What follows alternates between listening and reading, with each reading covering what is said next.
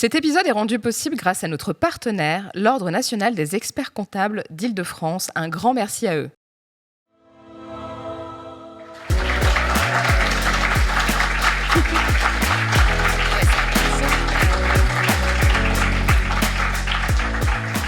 Merci beaucoup, merci aux représentants de la profession experts comptables qui sont venus nous parler du métier ce soir. Vous avez compris, vous avez les liens pour vous renseigner si vous le souhaitez.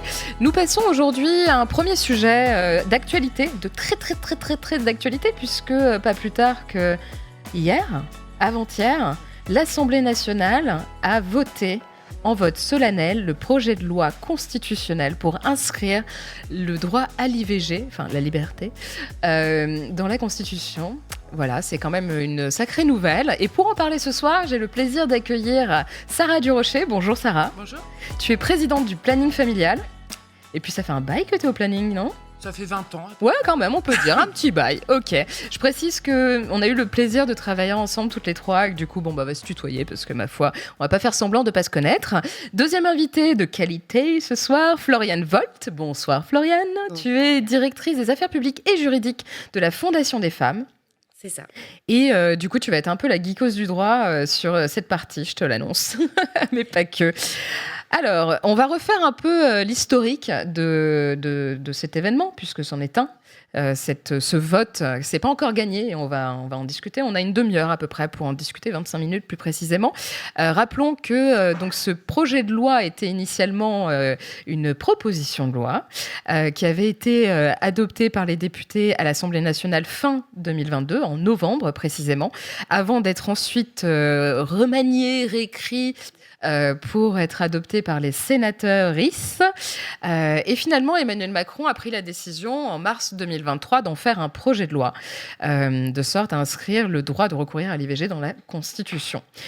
Il y a tout un tas de choses dont on pourrait parler, et plus particulièrement de la formulation. Commençons par là, parce que la formulation qui a été reprise dans ce projet de loi est la suivante. La loi détermine les conditions dans lesquelles s'exerce la liberté garantie à la femme d'avoir recours à une interruption volontaire de grossesse. Donc c'est cette version-là qui a été adoptée par les députés et qui sera très bientôt d'ailleurs, puisque ça arrive au Sénat. On est d'accord. Du coup, rebolote le boulot fin février. Ouais. Ça, c'est le 25 février, 28. Si je dis pas... 28. 28 ouais. D'accord. On l'a noté dans l'agenda. J'ai Ok, super. Donc, 28 février, ce qui concrètement veut dire que vous, asso, vous avez encore un peu de pain sur la planche ? Vas-y. Moi, je veux juste redire que ça fait très longtemps que les féministes, en fait, se battent pour que l'IVG rentre dans la Constitution. Ça date pas juste d'un an, ça date de décennies en fait. Et donc il y a eu ce qui s'est passé aux États-Unis qui a fait une espèce de chose qui a ébranlé en fait. Tu peux rappeler précisément pour les personnes qui nous écoutent ? En fait, il y a eu une remise en cause du droit à l'avortement et qui a fait qu'aujourd'hui les États peuvent décider de faire évoluer le droit à l'avortement ou au contraire de le restreindre. Ce qui se passe pour les femmes aux États-Unis, ça veut dire selon là où vous habitez aux États-Unis, où vous ne pouvez plus avorter, où c'est très restreint, où vous pouvez avorter, donc quelque chose qui approche d'une inégalité pour les Américaines. Et donc, il y a eu 7 propositions de loi qui ont été faites. Et la première, elle a été portée au Sénat par Mélanie Vogel, et après par Mathilde Panot. Mais il y a eu une espèce de résonance, de prise de conscience des parlementaires autour de ça, même s'il y avait déjà eu des propositions qui avaient été faites. Mais c'était pour dire aussi que c'était quelque chose qui était demandé depuis très longtemps par les féministes, dont le planning familial. Pourquoi ? Parce que vous avez senti venir qu'il y avait une potentielle remise en question ? Parce que... Très concrètement, parce qu'il y a aussi la réalité de l'avortement, je veux dire concrètement, l'accès effectif aussi. En fait, c'est quand même dingue que ce qui se passe aux États-Unis, ça étonne. Ça veut dire qu'on sait qu'à chaque fois que l'extrême droite arrive au pouvoir, qu'il y a des personnes conservatrices, en tout cas, qui arrivent au pouvoir, c'est le droit des femmes, le droit à l'avortement, le droit des personnes LGBTQIA+, qui sont attaquées. Et finalement, en fait, je trouve ça dingue que ça étonne toujours. Et donc, voilà, c'est dans ce contexte-là aussi que ça puisse faire, mais je te laisse prendre la parole. Donc, en gros, si je comprends bien, et tu vas me dire si c'est ce que tu penses aussi, Floriane, finalement, pour vous, association féministe et militante, c'était pas étonnant. ce qui s'est passé aux États-Unis, non, c'était pas étonnant. Et c'est vrai que, et cette demande, comme le disait Sarah, ça fait longtemps qu'on le demande. Et puis, c'est pas quand la maison brûle qu'on prend une assurance. Et donc, il y a aussi cette idée de apporter... Ça, c'est ton côté juriste. Hein. Voilà. Apporter le plus de garanties possible à un droit dont on sait... Et en fait, depuis que l'Assemblée a voté en novembre 2022, donc la première fois, il y a d'autres pays qui ont basculé contre l'IVG, qui sont revenus ou qui ont utilisé l'avortement comme un argument, des politiques qui se sont fait élire sur cet argument qui est devenu en fait identitaire, des réactionnaires. Et donc on voit que vraiment rien n'est jamais acquis, et non seulement rien n'est jamais acquis, et en plus tout bouge très vite. Donc nous, en France, on a cette chance assez incroyable aujourd'hui d'avoir un contexte politique qui est favorable. On a les Françaises et les Français qui sont à la fois très attachés à ce droit et favorables à l'avortement. Il y en a 8 sur 10 qui sont favorables à l'avortement, à l'entrée dans la constitution de l'IVG. Donc, c'est le moment de le faire. Et donc, du coup, quand un Gérard Larcher te dit que ça sert à rien, tu lui réponds quoi, toi ? Je pense qu'il est mauvais assureur. Je ne prendrai pas comme assureur. Je pense qu'il n'est pas conscient des réalités des femmes. Nous, au planning, on accueille 400 000 personnes, dont beaucoup sur les questions d'avortement, entre autres.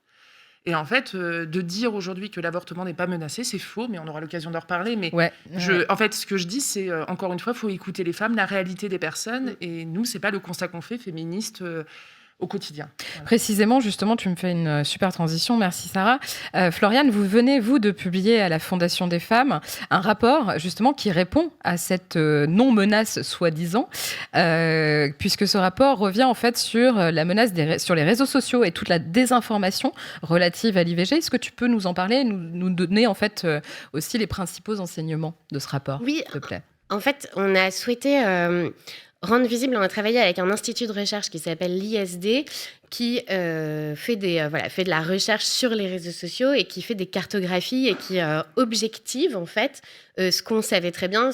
Toutes les fois où on parle avec Sarah Durocher et les militantes et militants du planning familial nous le montrent, les mouvements anti-IVG, on le sait, ils sont très financés, ils sont très présents. Ils sont présents notamment dans d'autres pays, par exemple en Europe, dans certains tribunaux. Ils sont présents dans la rue, on voit des grandes manifestations. Et ils ont massivement investi Internet d'abord. C'était la question des sites qui orientaient mal il y a quelques années. Et désormais, les réseaux sociaux, puisqu'on sait aussi que c'est désormais sur les réseaux sociaux que beaucoup de gens s'informent. Et donc, en fait, l'ISD, avec notre collaboration, a pu mesurer, en faisant des testings, en fait, la présence de ces mouvements anti-IVG en ligne et l'exposition à leur discours quand on est notamment une jeune personne. Donc, en fait, ce qu'on voit avec ce rapport, c'est qu'ils sont présents sur tous les réseaux sociaux. Ça, c'est le premier enseignement. Le deuxième enseignement, c'est qu'il y a très peu de régulation de la part des réseaux sociaux. Ouais. Et que ces contenus, ils ont un peu deux objectifs. L'objectif, c'est d'abord, c'est des contenus soit qui sont théoriques et politiques, donc qui utilisent vraiment des rhétoriques anti-IVG. Donc ça, c'est des contenus qui sont faits pour convaincre. Un exemple concret ? Par exemple, quand il y a eu donc tous les débats, évidemment, sur l'entrée dans la Constitution ou la décision de la Cour suprême aux États-Unis, on reparle systématiquement de l'avortement comme un drame, toute une rhétorique, en fait, très, très caractéristique. Donc ça, c'est les discours très ouverts. Ils ont des figures, toutes souvent associées à la Manif pour tous, ou aussi, on a vu, et le rapport fait aussi une cartographie et montre que ces figures et ces comptes très anti-IVG, ils sont très proches des mouvances à la fois chrétiennes et réactionnaires et aussi proches des partis comme Reconquête d'extrême droite. Donc voilà, tout d'abord des contenus très rhétoriques et ensuite des contenus plus insidieux qui sont de la désinformation, des fausses informations et qui là qui ont aussi pour objectif de entraver en fait les femmes dans leur recherche d'informations sur l'avortement et de convaincre les plus jeunes. Là où ça nous inquiète vraiment, c'est qu'on a pu mesurer que il y a quand même une vraie stratégie de s'adresser aux plus jeunes pour, je pense, les convaincre d'idées anti-avortement. Et qu'est-ce qu'on peut faire pour lutter contre ça ? Vous avez des préconisations ? Oui. Est-ce que le gouvernement peut intervenir typiquement ? Le gouvernement peut toujours intervenir. Et le rapport préconise aussi deux types de recommandations à l'égard des pouvoirs publics, à l'égard des plateformes, notamment les plateformes. Très peu de plateformes, il n'y en a qu'une qui est YouTube, ont des politiques très claires sur les contenus anti-avortement. Et ce que montre le rapport, c'est que YouTube en a une, mais il ne l'applique pas. Donc déjà, les plateformes peuvent mettre en place des politiques plus claires, informer, alerter. Et les gouvernements peuvent aussi encourager les plateformes à mettre en place ce genre de politique. Ouais, donc c'est quand même inquiétant. Donc on peut répondre à GG tranquillement que si, il y a une petite menace quand même sur l'IVG assez sérieuse en France. Ah bah oui. Tu parlais justement de tous ces mouvements qui sont à l'œuvre, etc. Il y a quand même une répercussion sur la classe politique. On voit bien que le lobby des anti-IVG ne se fait pas que auprès de l'opinion publique, et sur les réseaux sociaux, mais aussi avec un plaidoyer très fort du lobbying auprès des parlementaires. Tant et si bien qu'aujourd'hui, on a presque un doute sur la possibilité d'adoption du texte au Sénat. Vous le sentez comment, vous, là, ce 28 février ? Moi, je voudrais rajouter quand même que... et là, je voyais dans le chat qu'il y avait une question autour de ça sur... nous, le planning familial, on se fait attaquer de manière très régulière. Les antennes du planning n'ont jamais été autant attaquées depuis quelques mois. Les anti-choix ont toujours attaqué le planning familial et les anti-droits, bien évidemment, mais on sent que ça monte. Moi, ce que je veux dire, c'est qu'on a quand même 88 parlementaires du Rassemblement national dans l'hémicycle. Et on était là lors des débats. Ils étaient peu présents lors des débats. Mais par contre, on a vu une droite conservatrice à l'air avec des termes qu'on avait... Ça faisait pas longtemps. Ça faisait longtemps qu'on n'avait pas entendu ces propos. En fait, ce discours-là, le vent tourne un peu. En fait, je vois pas pourquoi il pourrait pas tourner en France. Ouais. J'ai l'impression qu'il y a un truc autour d'une exception à la française, que jamais on touchera à l'avortement en France. Nous, on est en lien avec des féministes européennes, en Pologne, en Hongrie, aux États-Unis, en Italie, à Andorre, puisque là, il y a eu un procès de Vanessa, quand même, qui a été accusée. Elle a été acquittée, mais en fait, les femmes qui portent l'avortement et les féministes en général sont persécutées dans des pays, et pas si loin que ça. Donc, en fait, tout ça pour dire que quand même, il y a un grand nombre d'attaques et qu'en France, de penser que l'avortement ne serait jamais remis en question, pour nous, c'est une erreur. Et ça ne va pas en s'arrangeant. Une des choses, c'est qu'en effet, nous, c'est des antennes qui sont attaquées, que ce soit à Bordeaux, à Strasbourg, avec des mots assez violents, avec des messages d'intimidation également. Des campagnes de cyberharcèlement aussi. Des campagnes, pour être très clair, donc c'est de se dire qu'il y a des anti-choix en France. C'est pas qu'aux États-Unis, c'est pas qu'en Hongrie, en Pologne et en Italie, ça existe. Et la preuve on attend les élections européennes où les chiffres sont assez alertants là-dessus, et on pense en tout cas qu'il y a une réaction. Après, de savoir ce qui va se passer le 28 février, il faut savoir que c'est un compromis. Ça veut dire que l'écriture ne nous convient pas. Pour quelle raison ? Est-ce que tu peux développer ? Alors oui, c'est parce que déjà le terme garantir... on aurait préféré garantir le droit. En fait, on aurait bien aimé l'écriture qu'avait proposée Mathilde Panot. Donc du texte adopté en novembre 2022. Tout à fait. Tu peux le reprendre si tu veux. La loi garantit l'effectivité et l'égal accès au droit à l'interruption volontaire de grossesse. Point. Et il y avait la contraception qui a été enlevée. Et nous, on aurait bien aimé cette écriture-là. Donc, et aussi sur le fait qu'on parle de femmes et que, en fait, pour nous, c'est pas inclusif pour les personnes trans, par exemple. Et on aurait aimé une écriture qui soit à la hauteur de l'enjeu, puisque les personnes qui nous disent c'est symbolique, c'est pas important ou quoi, je pense qu'on ne mesure pas l'importance que ça a d'écrire l'avortement dans la Constitution, mais pas seulement pour nous, aussi pour les féministes du monde entier. Il y a une copine qui m'a envoyé une du plus grand journal de Colombie où en fait on est en photo en disant la France est en train de constitutionnaliser, et en fait c'est hyper important. Ça veut dire que c'est un écho, l'envie qu'on a, c'est de faire un écho pour les féministes aussi qui se battent au quotidien, qui mettent leur vie en danger pour ce droit à l'avortement. Donc effectivement, un pas très important, une inscription nécessaire, pas forcément acquise au Sénat. Rappelons aussi qu'après l'étape du Sénat, si le texte est donc adopté dans les mêmes termes le 28 février, il faudra qu'il soit ensuite adopté en Congrès. La date est prévue le 5 mars. En préparant l'émission tout à l'heure, Floriane, on discutait des programmes des partis politiques pour les élections européennes.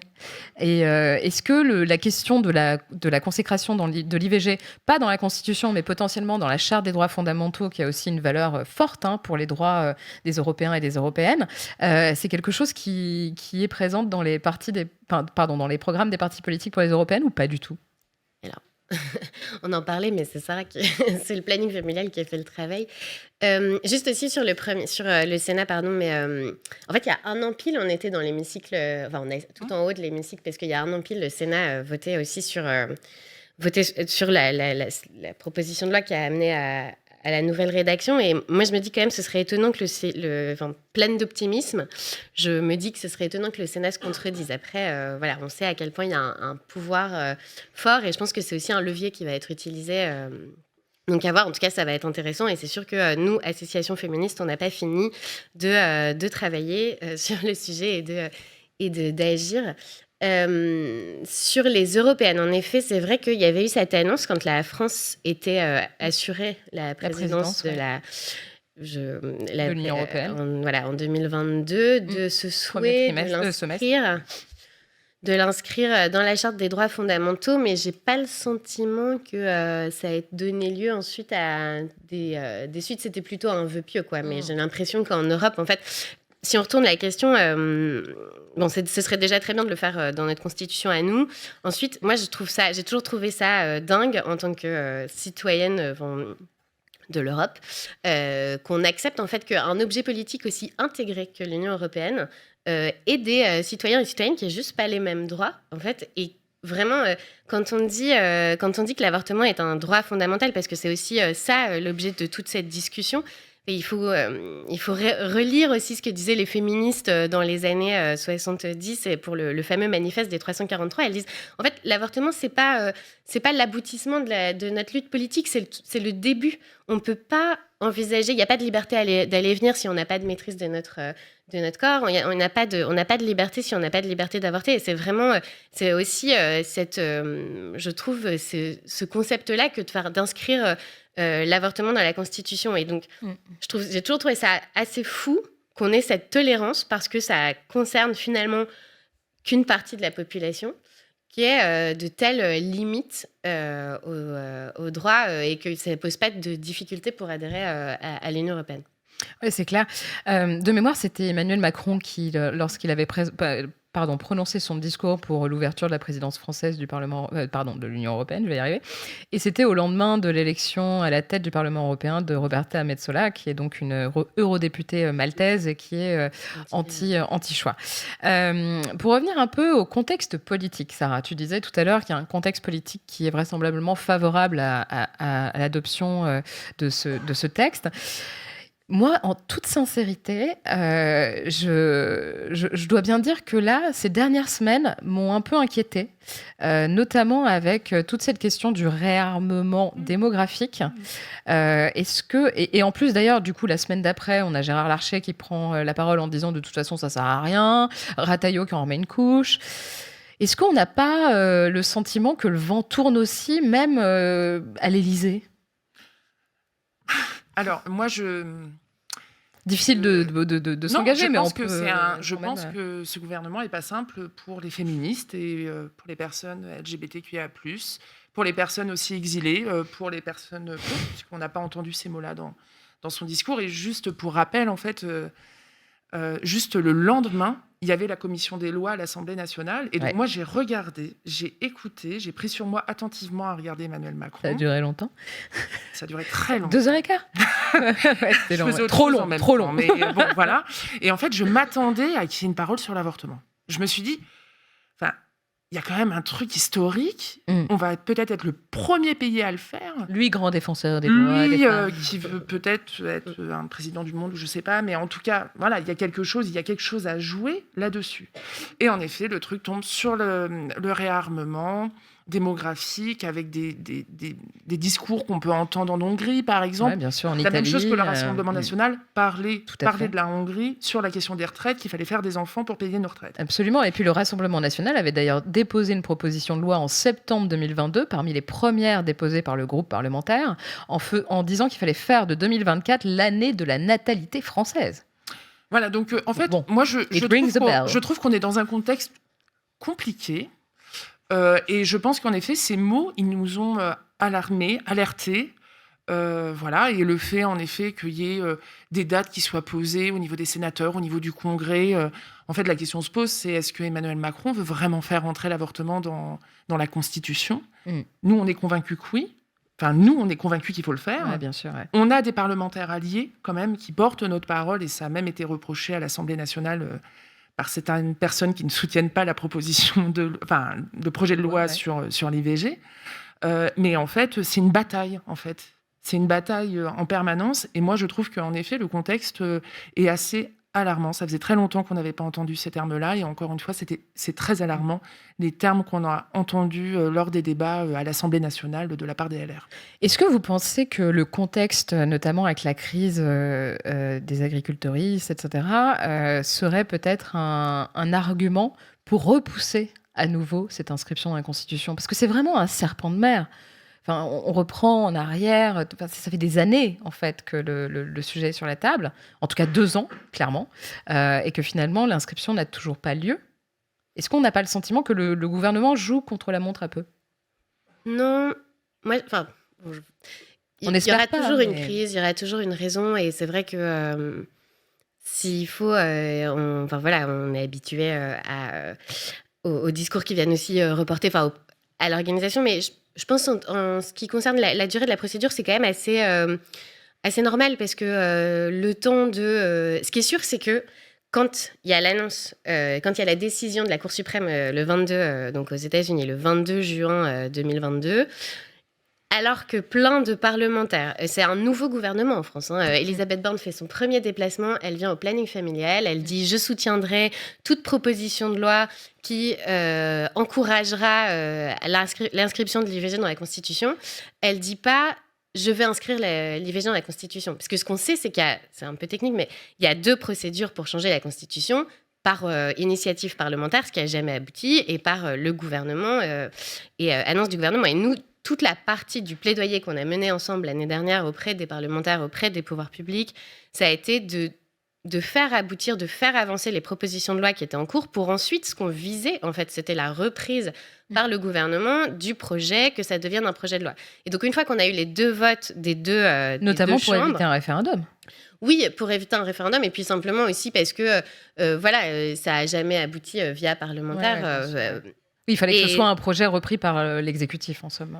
Et ça, en fait, entre juin 2022 et mars 2023, déjà, il se passe un paquet de temps. Et donc, c'est vrai que ce qu'on peut dire, c'est que c'est un process parlementaire, c'est vraiment grâce à l'appui des parlementaires et bien sûr aux associations féministes derrière, que ce processus a avancé. Et en tout cas, voilà, après, une fois que ça a été annoncé, je trouve ça pas très étonnant que ça prenne le temps de consulter, d'annoncer. En revanche, ce qu'on peut craindre, c'est que cette annonce du Congrès ait l'air de passer au-dessus du vote du Sénat, et que c'est là-dessus que ça les énerve un peu, quoi. Ouais, c'est clair. Après, Emmanuel Macron aurait pu faire un projet de loi il y a 2 ans. Oui, ça veut dire qu'il aurait pu très bien dire je fais un projet de loi. Ça serait réglé, là. Ça serait réglé. Il faut savoir que par rapport à sa prise de parole le 8 mars, on n'a pas eu de nouvelles pendant des mois. Je m'en Et souviens sur bien, la question des 100 jours, les questions d'engagement sur qu'est-ce qu'il va faire dans les prochains mois, il n'a jamais parlé du droit à l'avortement. Donc, en fait, nous, on est... Alors, peut-être on va dire les féministes sont toujours très pressés, les militants en permanence sont pressés, mais il s'agit il s'agit vraiment de ça, et en fait, ça serait historique. Et c'est pour ça que nous, on appelle à un vote là-dessus. Et juste quand même, si on laisse passer le temps comme ça va laisser une place aux anti-choix et aux anti-droits, d'attaque, d'intimidation. Il faut juste savoir qu'eux, ils arrivent à créer des sites internet en multiplication, puisque aujourd'hui ils font de la désinformation et ils s'adressent directement aux personnes. Ça veut dire que si vous tapez « Je suis enceinte, j'ai envie d'avorter » sur Internet, vous avez une chance sur 2 de tomber sur un site anti-choix et anti-droit. Parmi les premiers résultats. Donc en fait, il ne faut pas laisser cet espace-là, ce temps-là. Ça fait trop longtemps. Il y a eu une parole engagée de la Première ministre, il y a eu un engagement d'Emmanuel Macron. Nous, on a envie d'agir. On agit avec les associations, avec les parlementaires alliés. On fait de la pédagogie aussi sur les enjeux. Mais en fait, là, il va falloir que ça se fasse, quoi. Voilà. On va suivre ça de très près. Quelles sont vos prochaines actions parce que vous avez un collectif, Inter-Orga, Inter-Asso, pour travailler ensemble sur le plaidoyer, si je ne dis pas de bêtises, sur ces questions-là. Quelles sont vos prochaines actions de plaidoyer auprès des parlementaires et des élus de manière générale, mais aussi de l'exécutif? Sans trop spoiler, évidemment. On peut pas trop spoiler, mais en tout cas, nous, ce qu'on va faire, c'est encore une fois faire de la pédagogie, montrer les enjeux et aussi dire, en fait, on vous fait confiance, quoi. Allez-y, mais faites-le. Donc nous, en fait, on est disponible pour vraiment échanger sur les difficultés d'accès. On a accueilli ce matin au planning familial la rapporteure de la commission des lois du Sénat pour lui expliquer les enjeux. Elle n'avait pas l'air tout à fait convaincue, je crois. Non, je ne sais pas si elle est convaincue en sortant, mais en tout cas, on a pu lui montrer les différents enjeux et l'importance que ça avait et aussi la confiance qu'on avait envie d'avoir au niveau des parlementaires. Pour moi, aujourd'hui, si jamais l'IVG rentrait dans la Constitution, ça serait une victoire des parlementaires et du travail parlementaire et des associations. Et en Bien fait, sûr. là, ils ont quelque chose dans les mains. Il faut le faire. Nous, on est disponible pour en échanger. Et après, on va essayer de communiquer avec eux. On est en lien et on va essayer d'appuyer là-dessus. Petit point procédure. Oui, pour vous aussi. Oui, j'allais dire une notion. Je pense que expliquer aussi aux sénateurs et sénatrices que, en fait, les Français ne comprendraient pas, je pense. Non seulement, évidemment, on compte sur eux et on en a besoin. Et on a besoin de cette victoire quand même par les temps qui courent. Et par ailleurs, vraiment, les Françaises et les Français, je pense, ne comprendraient pas pourquoi ça ne marcherait pas. Et ça ferait vraiment une sorte de minorité qui aurait ce pouvoir de blocage qui est incompréhensible et impopulaire. Il faut que les anti-choix perdent. Oui, ça c'est sûr, et ça c'est clair. Il faut sécuriser donc effectivement ce droit à travers une inscription dans la Constitution. Juste pour revenir sur un petit point de procédure, le 28 février, si jamais le Sénat refuse, que se passe-t-il? Alors, il y a plusieurs scénarios. Excusez-moi. Je serais très en colère déjà. Déjà, oui. Ah bah oui, on peut manifester. Parce que on va y aller, l'Élysée. Bah oui, on sera très en colère. Oui, pas très contente, non? Non, mais si le Sénat... parce que là, ce qu'ils disent, c'est de modifier la rédaction. C'est de la proposition qui est en cours, là Oui, c'est ce qu'on a vu. Et donc, ce qu'ils pourraient faire, par exemple, c'est voter une autre rédaction et dans ce cas-là, renvoyer à la navette et ce qui aurait pour objet de bloquer, en fait, la date préannoncée du 5 mars. Ouais. Donc, voilà. Donc, c'est assez enfin, c'est pas inquiétant, il faut rester optimiste, mais en tout cas, ça mérite vraiment de regarder. Et je crois que nous, collectivement, on va y attacher du temps jusqu'au 28 février. Ok, on sera là pour suivre ça attentivement. Merci beaucoup à toutes les deux.